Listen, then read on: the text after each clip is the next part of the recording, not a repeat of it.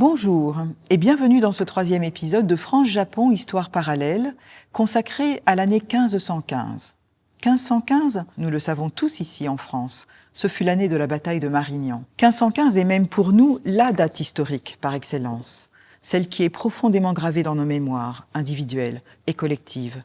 Pourtant, beaucoup d'entre nous ignorent que Marignan, les 13 et 14 septembre, fut pour le jeune François Ier, symbole de la flamboyante Renaissance française, alors parti à la reconquête du duché de Milan, son premier fait d'armes, accompli à la tête d'une immense armée qui comptait dans ses rangs, entre autres, Bayard, le chevalier sans peur et sans reproche. Alors qui sait aujourd'hui, dans ce pays, ce qui se passait au même moment à 10 000 kilomètres de là, au Japon. Au même moment, c'est-à-dire, du point de vue de la chronologie japonaise, pendant la 12e année de l'ère Eisho. Nous étions alors à la fin du Moyen-Âge japonais, au début de la période des royaumes combattants, autrement dit, de la guerre civile, où pendant un siècle, des années 1490 aux années 1590, les shoguns de la lignée Ashikaga furent si faibles qu'ils finirent par disparaître de la scène politique, leur impuissance n'ayant d'égal que celle des empereurs contemporains.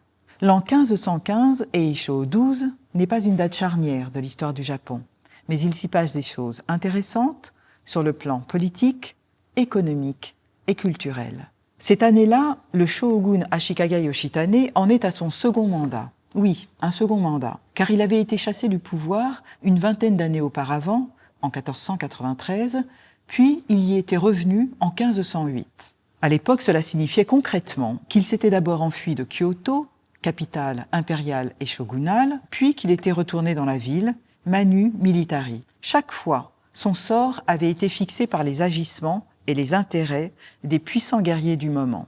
En 1493, c'est le seigneur Hosokawa Masamoto qui avait organisé contre lui un coup d'État. En 1508, c'est le seigneur Ōuchi Yoshioki qui l'avait aidé à reprendre son poste à Kyoto.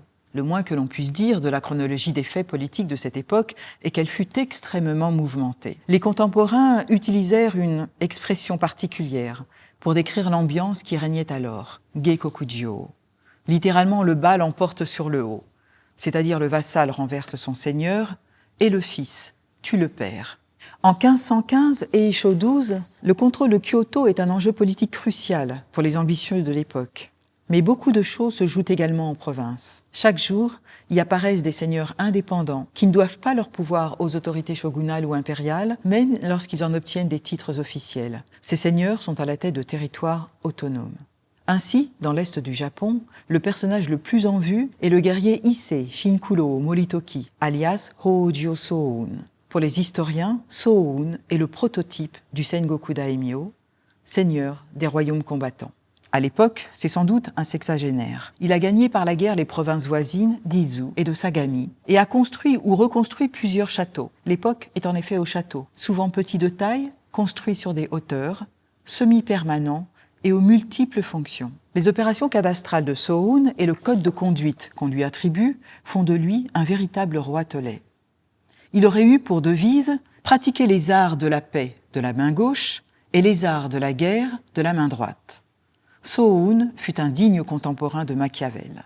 On n'imaginera surtout pas la 12e année de l'ère Eisho comme étant uniquement pleine de bruit et de fureur. Les Japonais de l'époque se préoccupaient également de développer leur économie. Ainsi, 2 ans auparavant, une mission diplomatique officielle à vocation commerciale était rentrée de Chine. De façon générale, à l'époque, dans le sud de l'archipel, on faisait beaucoup d'affaires avec la Corée du royaume de Choson. Dans le nord, on commerçait avec le peuple Ainu. Et au centre, la prospérité de la ville portuaire de Sakai était le symbole de ces échanges internationaux fructueux où, entre autres marchandises, les sabres japonais trouvèrent outre-mer de nombreux acquéreurs.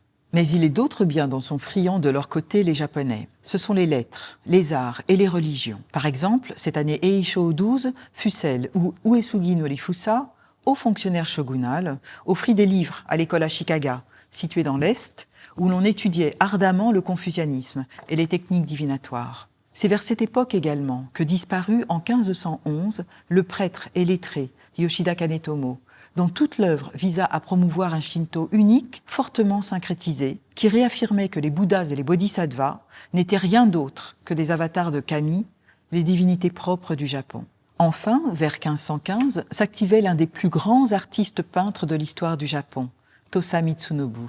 À tort ou à raison, la tradition lui attribue une œuvre aussi drôle qu'effrayante, le rouleau de la procession nocturne des 100 démons, où l'on voit défiler des dizaines de yokai marchant à la queue leu-leu. À propos de ce rouleau, une chose est tout à fait certaine. Le sourire de la Joconde, peinte par Léonard en ce début de XVIe siècle, était bien plus zen que les grimaces de ces démons du Japon médiéval.